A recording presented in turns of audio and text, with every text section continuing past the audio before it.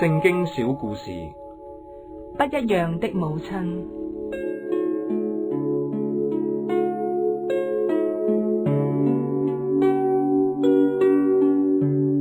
聖經係眾多書籍當中歷史最悠久、最暢銷嘅書籍。我哋嘅故事亦都係取材自聖經。新約聖經嘅4福音都係記載耶穌嘅生平事跡，當中材料最豐富，結構最有系統，喺教會內應用最廣，引用最多嘅馬竇福音，一開始就列出耶穌嘅族譜。亞巴郎之子、達味之子、耶穌基督的族譜。猶太人向來十分重視族譜，因為咁樣可以證明自己純正嘅血統。族譜說明咗耶穌係猶太人。耶穌出生嘅當時，以色列正處於羅馬帝國嘅統治，而喺以色列嘅北邊有一條小村落，名叫納匝肋，裏面住咗一位童貞女。佢已經同達味家族當中一個名叫約瑟嘅男子訂咗婚。呢一日，天使加俾額爾奉天主嘅差遣嚟到呢位閨女嘅屋企。瑪利亞，吓？你係邊個啊？萬福，充滿恩寵嘅瑪利亞，上主與你同在。吓？我？瑪利亞，你唔使驚，因為你喺天主面前獲得咗恩寵，你將會懷孕生子，你要幫佢改名叫耶穌。佢係偉大嘅，並且被稱為至高者嘅兒子。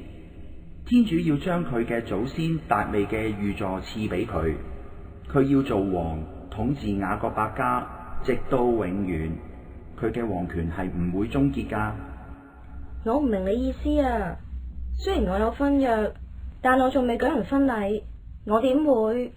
聖神要降臨喺你身上，至高者嘅能力要庇蔭你，因為咁，你要誕生嘅聖者將會稱為天主嘅兒子。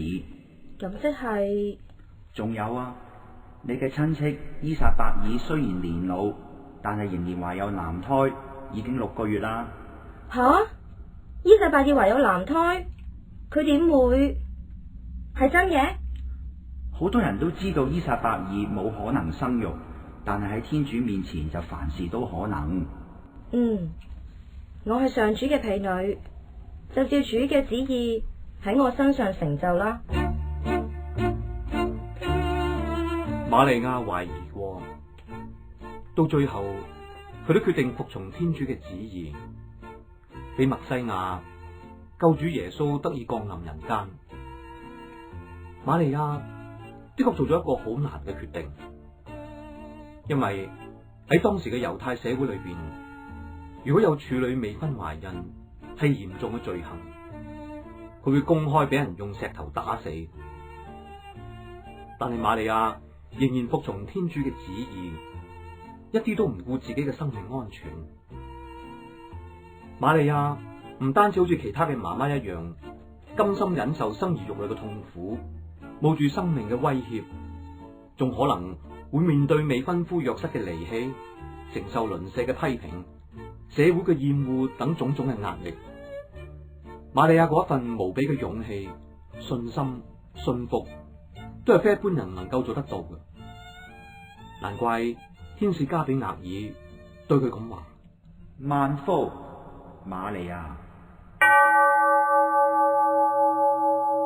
看，上主嘅婢女，願照你嘅話成就於我吧。喺聖母瑪利亞嘅生命當中，每一次有重要發生嘅時候，福音作者就立刻指出佢雖然間唔係好明白，但佢將一切嘅事都默存在心中，反覆思量。聖母瑪利亞好珍惜天主所賜俾佢嘅一切，同埋用好多嘅時間去作祈禱同埋反省。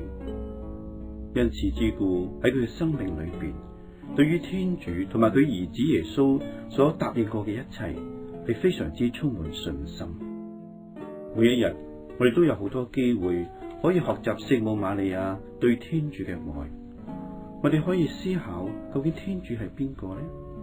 同埋佢喺我哋身上所做嘅事。藉住每日嘅祈禱，我哋可以同耶穌更加可以接近。每一個愛同埋信任嘅行動，都表達出我哋對天主承諾嘅希望。就讓我哋互相鼓勵，每當我哋聽從上主嘅話，積極咁回應，就能夠使到我哋更深咁去經驗到佢對我哋嘅愛。不一樣的母親，聲音演出：蔡雅各、張宇仲、蔡華恩、陳玉娣、陳志明副主教講道。2011至2012年度聖母無原罪主教座堂聖言宣讀會製作，現在經已播放完畢。